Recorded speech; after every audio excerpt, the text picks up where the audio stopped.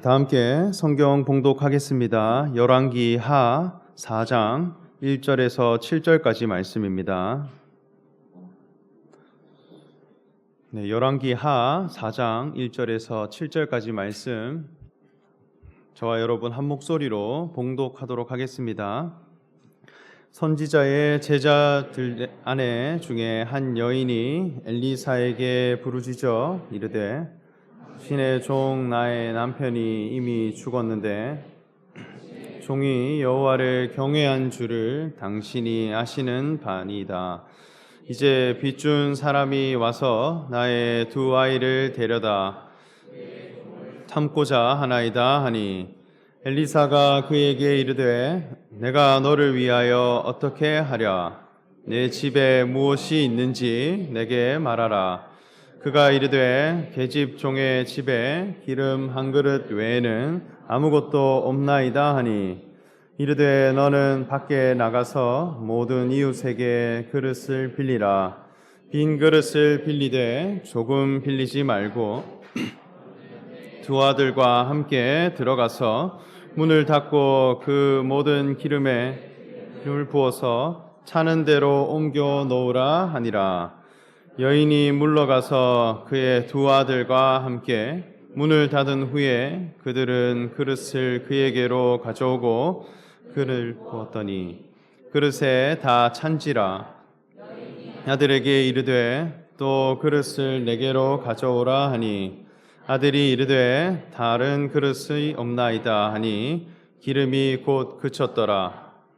그 여인이 하나님의 사람에게 나아가서 말하니 그가 이르되 너는 가서 기름을 팔아 빚을 갚고 남은 것으로 와.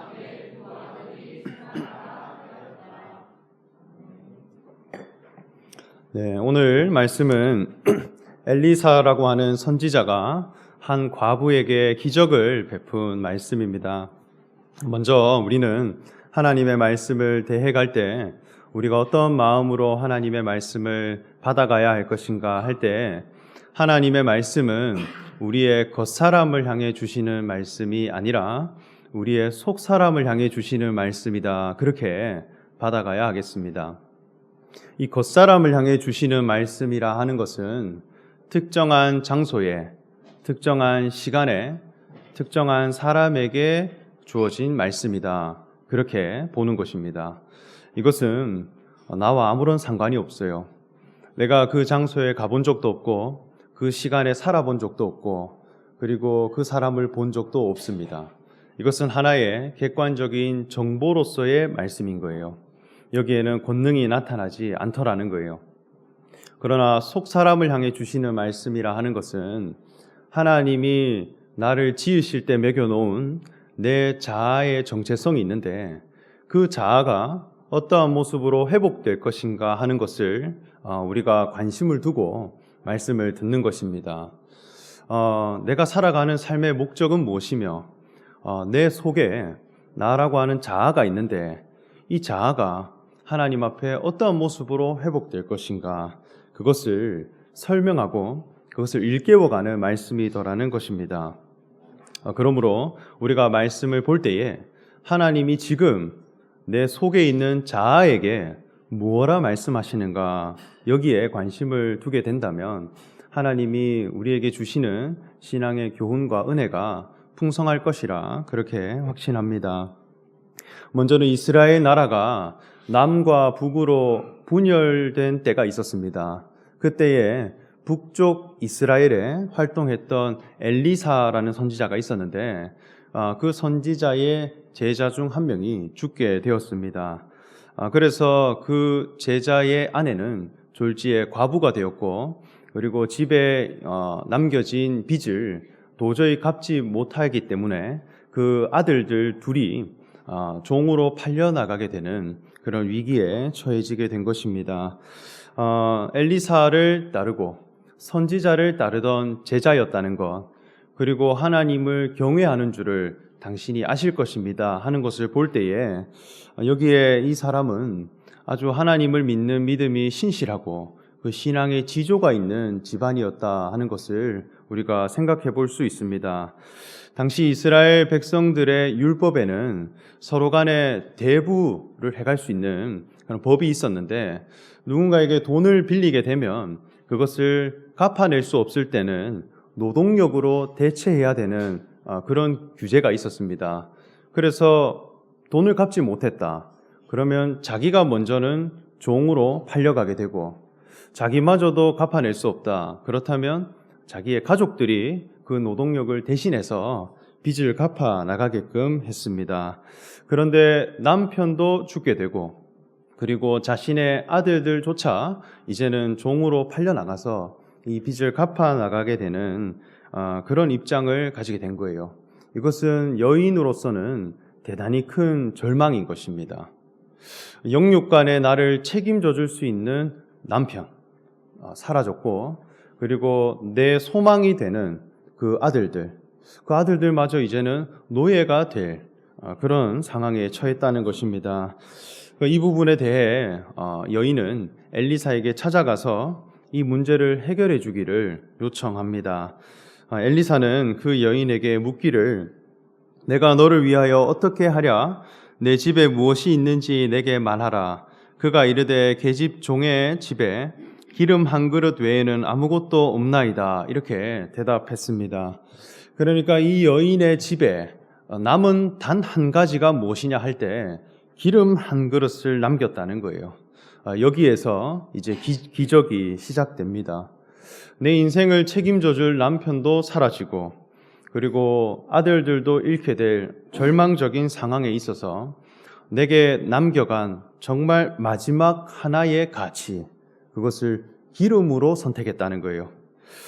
너의 집에 무엇이 있느냐라고 하는 이 질문, 이것을 오늘날 우리의 신앙에 던져볼 필요가 있는 아주 중요한 질문이라 생각됩니다.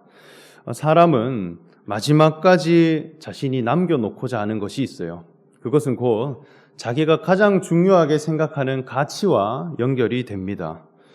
어쩌면 끝까지 남겨놓은 한 가지, 그것은 그 사람의 전부라 할 수도 있을 것입니다.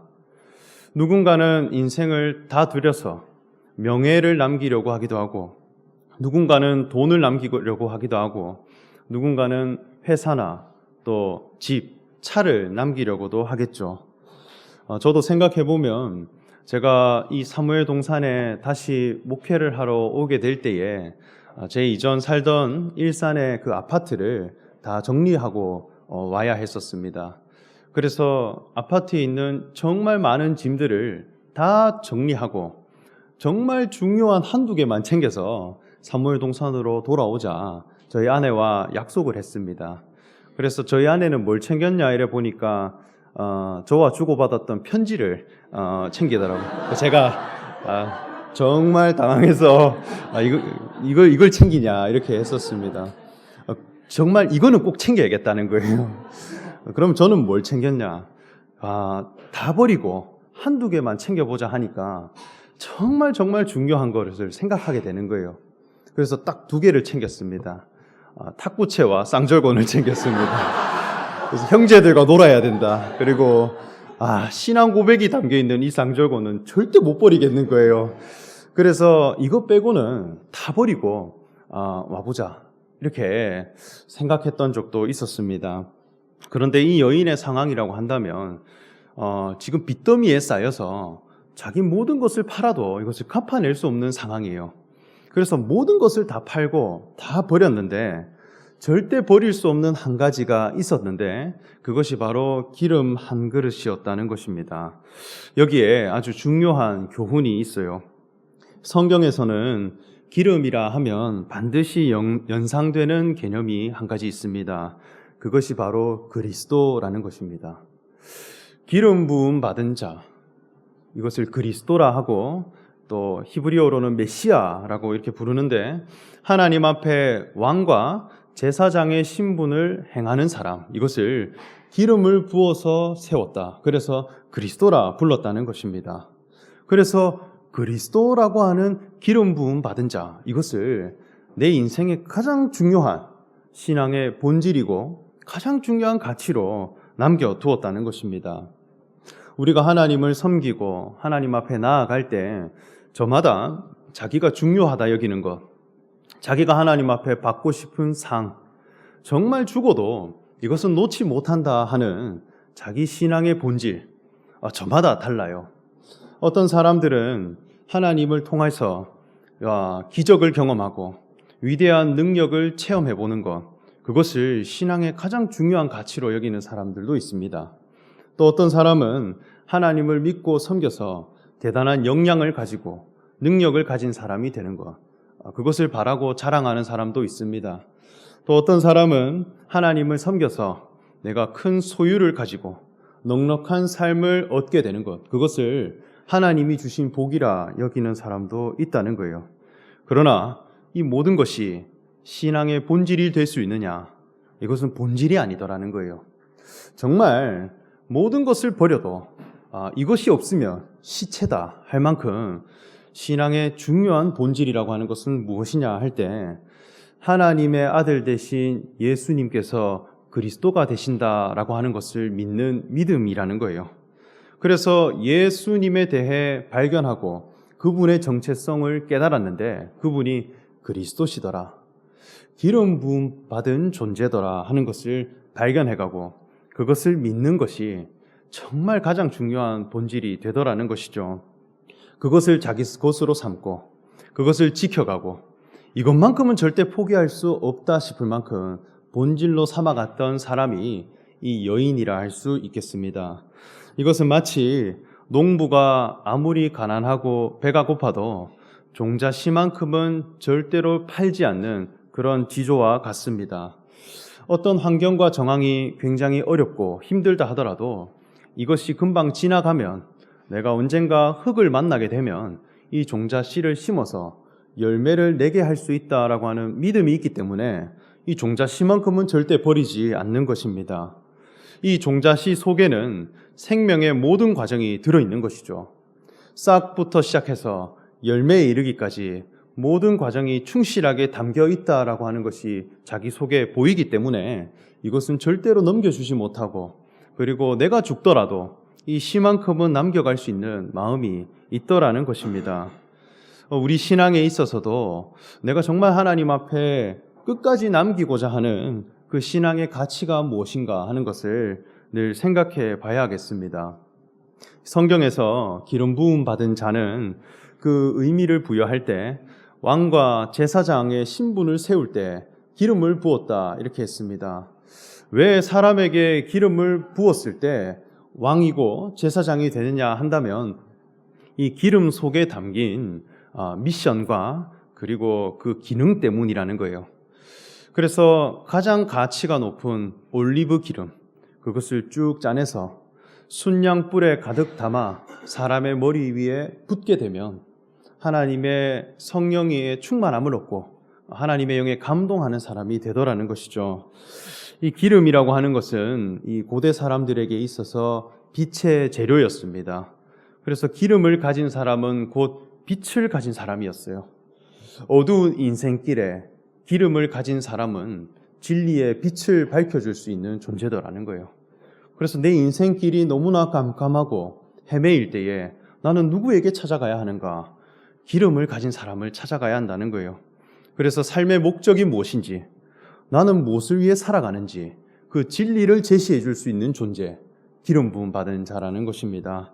두 번째로 기름은 상처를 치료해 주는 치료제로 사용되었습니다. 그래서 몸이 망가지고 그리고 상처가 있고 아픔이 있는 사람들은 기름을 가진 사람을 만났을 때 회복이 되었다는 거예요. 그래서 아픔이 있고 서글픔이 있는 인생, 그 모든 인생길 앞에 기름을 가진 사람은 회복을 시켜줄 수 있는, 원래 나의 형상을 가진, 원래 나의 얼굴을 가진 사람으로 온전히 회복시켜줄 수 있는 존재가 기름을 가진 사람이었다 할 수 있겠습니다. 세 번째로 이 기름은 가장 부가가치가 높은 재료였어요. 그래서 기름은 곧 돈이었습니다. 기름을 제시하면 수많은 빚을 지고 있는 사람이라 할지라도 이 기름으로 그 빚을 다 탕감할 수 있는 그만큼 가치가 높은 재료였어요. 오늘 말씀에도 보면 기름으로 빚을 갚아서 노예가 될 사람이 자유케 되는 그런 사건이 있죠. 그래서 기름을 가졌다라고 하는 것은 사람을 자유롭게 해줄 수 있는 그런 능력을 가진 존재라는 것입니다. 그리고 기름은 곧 음식의 재료였고 훌륭한 먹거리였습니다. 사람 몸 속에 들어가면 에너지가 되고 또 능력과 힘이 되더라는 것입니다. 그리고 사람을 아름답게 해줄 수 있는 미용의 재료가 되기도 했습니다. 이런 기름 속에 담겨 있는 미션과 사명 또는 이 기능이 그 사람 속에 충만하다라고 하는 선포가 기름 부음이라고 하는 의식이라는 거예요. 그래서 당신은 인생길의 진리를 밝혀줄 수 있는 자이며 또 사람을 회복시켜 줄 수 있는 존재이며 사람에게 훌륭한 양식이 되고 에너지가 되는 또 사람을 자유롭게 할 수 있는 그런 존재다라고 하는 것을 선언하는 의식인 거죠. 이런 모든 그리스도가 예수님을 통해 드러났다는 거예요. 예수님을 우리가 발견해가고 관찰해가다 보니까 그분이 기름 부음 받은 존재이구나 하는 것을 보게 되었다는 것이죠. 이 부분이 왜 이렇게 중요하냐면 우리 모두가 그리스도로 지음받았기 때문입니다. 하나님은 본래 우리를 왕같은 제사장으로 지으셨어요. 하나님이 지으신 모든 것을 다스리고 하나님의 마음과 하나님의 형상을 가진 자로서 모든 것을 다스려갈 수 있는 존재로 우리를 지어 놓으셨는데 우리가 그 자아의 원형을 잃어버렸기 때문에 예수님을 우리에게 보내주셔서 그분이 그리스도 되심을 발견케 하고 동시에 나도 하나님 앞에 기름 부음 받은 자이구나 하는 것을 깨닫게 하시기 위해 우리에게 보내주셨다라는 거예요.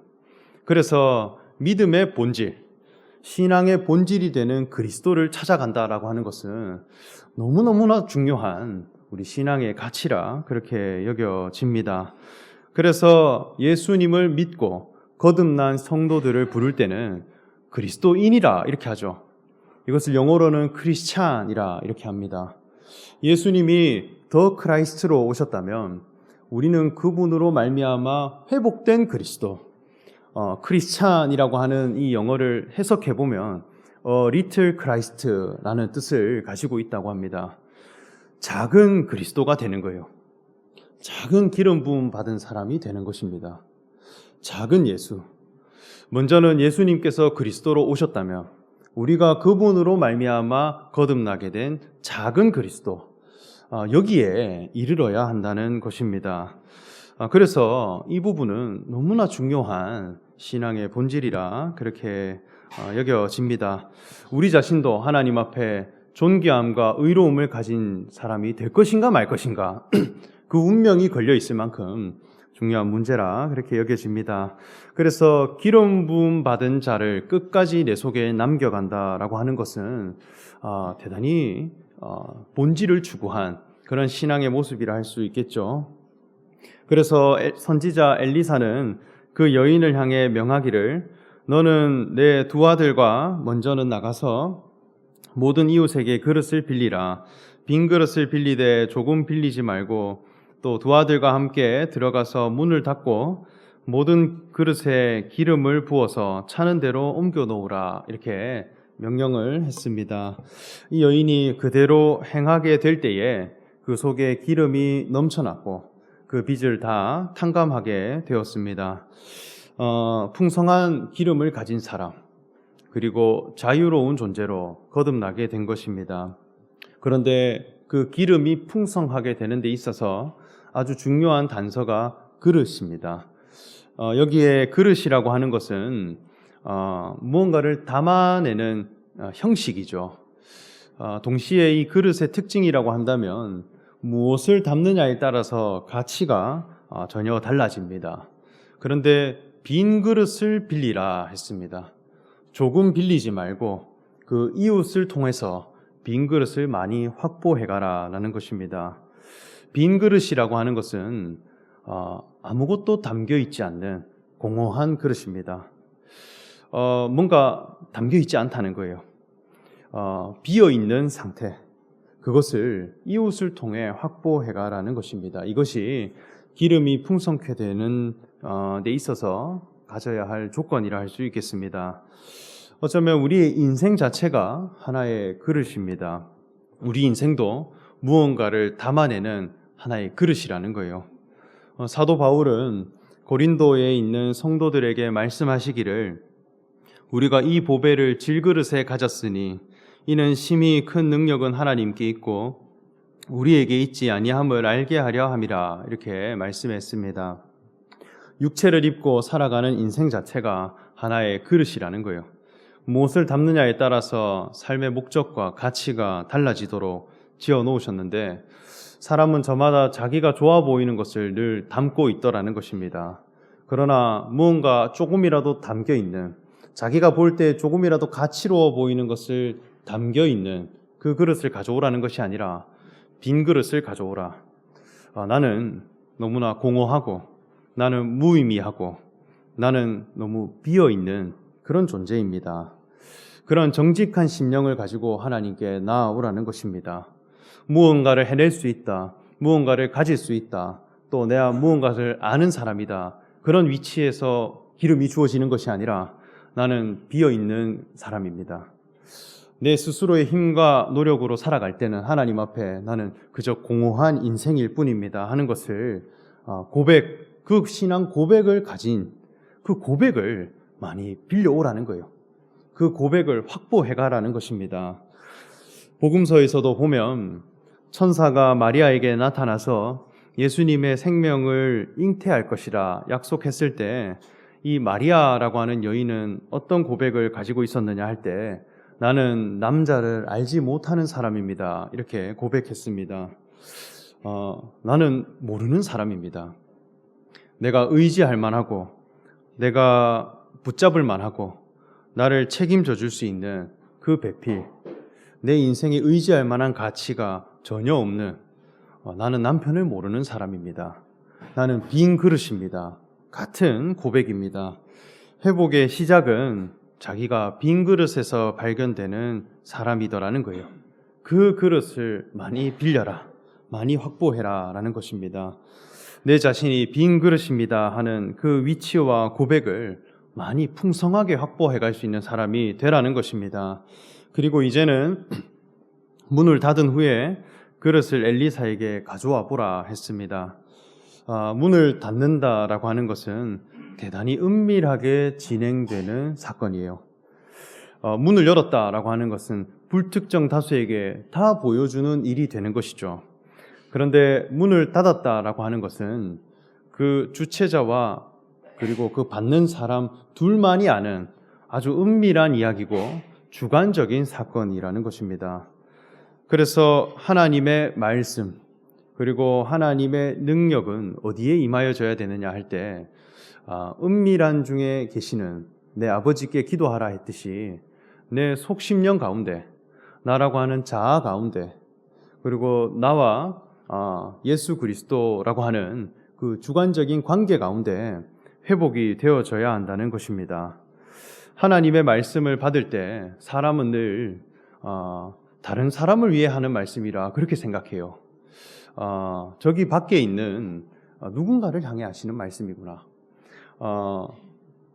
좋은 말씀이든 나쁜 말씀이든 축복의 말씀이든 저주의 말씀이든 내 밖에 있는 대상에게 하는 말씀이 아니라 내 안에 있는 자아를 향해 주시는 말씀이구나. 그렇게 받아가야 한다는 거예요.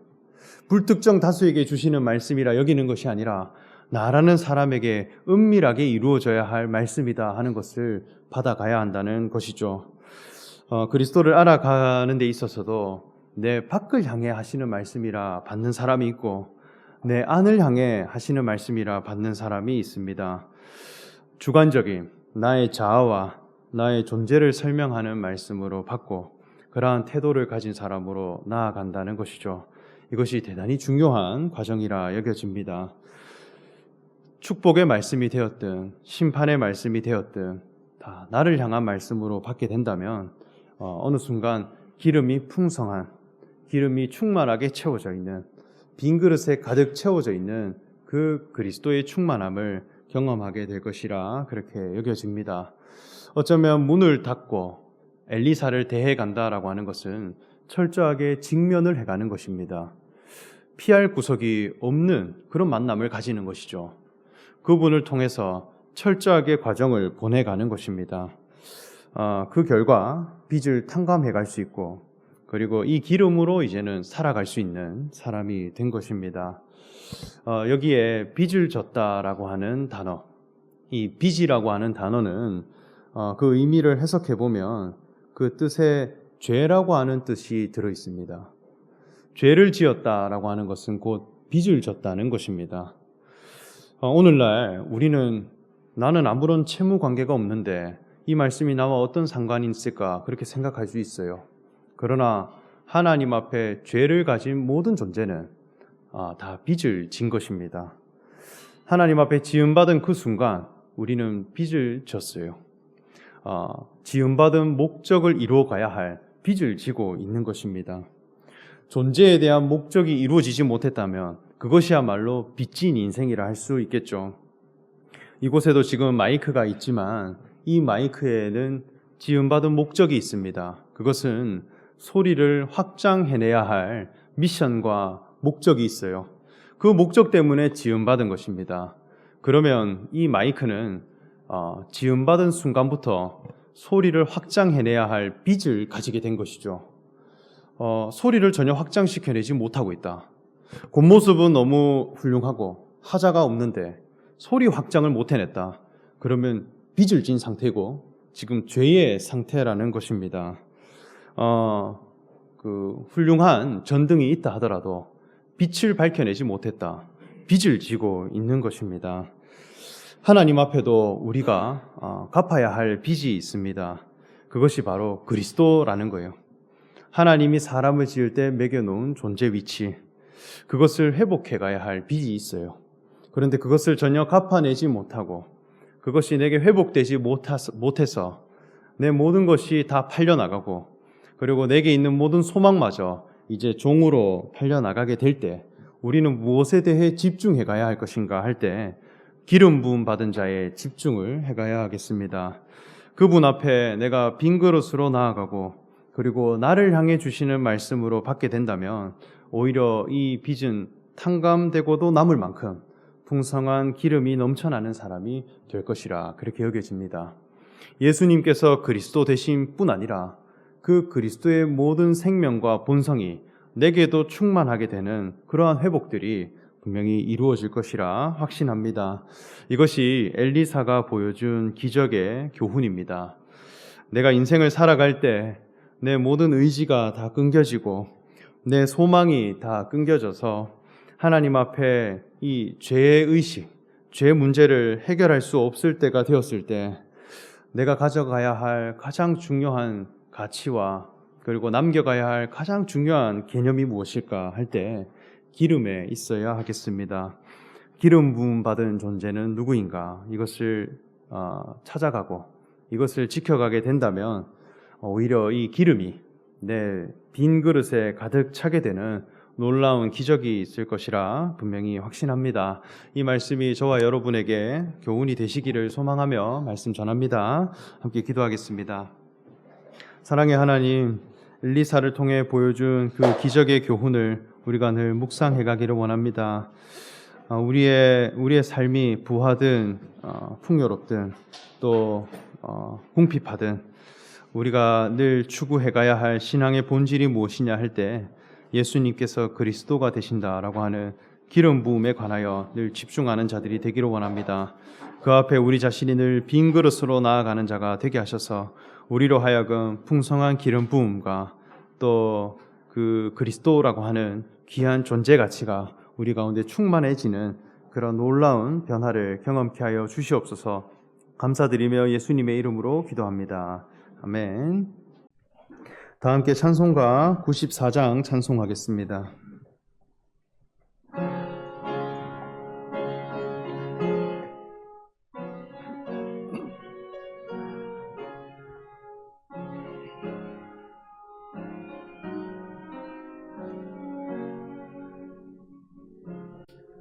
주 예수보다 더 귀한 것은 없네. 이 세상 부귀와 바꿀 수 없네. 영축은 내 대신 돌아가신 그 놀라운 사랑 잊지 못해. 세상 즐거움 다 버리고 세상 자랑 다 버렸네. 주 예수보다 더 귀한 것은 없네. 예수밖에는 없네. 주 예수보다 더 귀한 것은 없네. 이 세상 명예와 바꿀 수 없네. 이전에 즐기던 세상 일도 주 사랑하는 마음 뺏지 못해. 세상 즐거움 다 버리고 세상 사랑 다 버렸네. 주 예수보다 더 귀한 것은 없네.